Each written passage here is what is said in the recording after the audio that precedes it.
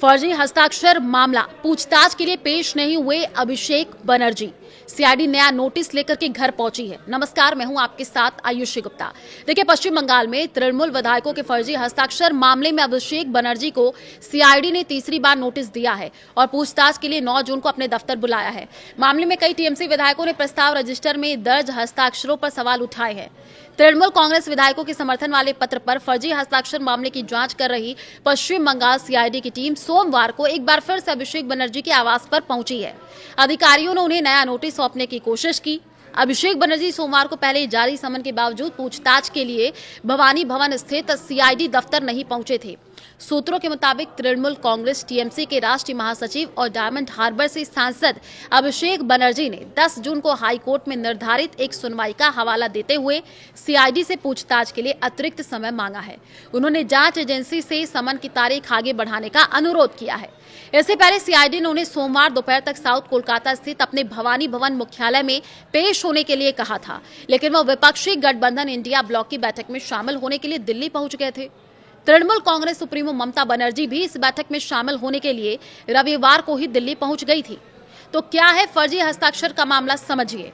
ये मामला पश्चिम बंगाल विधानसभा में विपक्ष के नेता, उपनेता और मुख्य सचेतक चीफ व्हिप की नियुक्तियों से जुड़े दस्तावेजों में तृणमूल विधायकों के हस्ताक्षर कथित रूप से फर्जी किए जाने के आरोपों से जुड़ा है।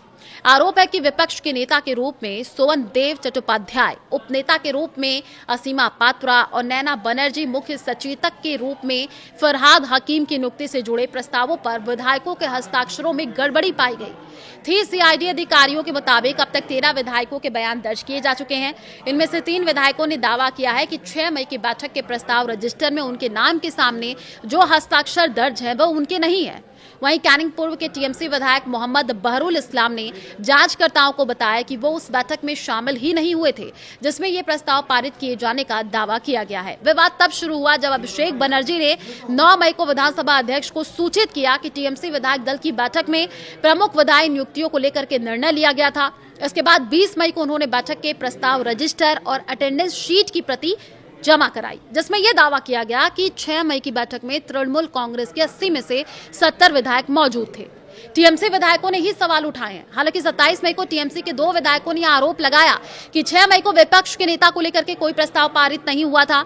उनका कहना था कि उन्होंने प्रस्ताव रजिस्टर पर हस्ताक्षर 19 मई को किए थे। दोनों विधायकों ने यह भी आरोप लगाया कि 6 मई का प्रस्ताव मनगढ़ंत और फर्जी है तथा कई हस्ताक्षर ब्लॉक लेटर्स में लिखे गए हैं। इस मामले में विधानसभा के प्रधान सचिव की शिकायत के बाद हेयर स्ट्रीट थाने में धोखाधड़ी, जालसाजी और आपराधिक साजिश से संबंधित धाराओं के तहत मामला दर्ज किया गया है। अगले दिन जांच सीआईडी को सौंप दी गई है। जांच एजेंसी ने अभिषेक बनर्जी से विधायकों की बैठक का असली प्रस्ताव रजिस्टर पेश करने को कहा है। हैंड राइटिंग एक्सपर्ट्स की मदद से यह जांच की जा रही है कि दस्तावेजों में दर्ज विधायकों के हस्ताक्षर में किसी प्रकार की जालसाजी हुई है या नहीं। सीआईडी की एक टीम शनिवार को भी अभिषेक बनर्जी के आवास पर पहुंची थी और उन्हें नया नोटिस सौंपा था। नोटिस स्वीकार करते हुए अभिषेक ने कहा था कि वो अपने कानूनी सलाहकारों से परामर्श करने के बाद उचित जवाब दे।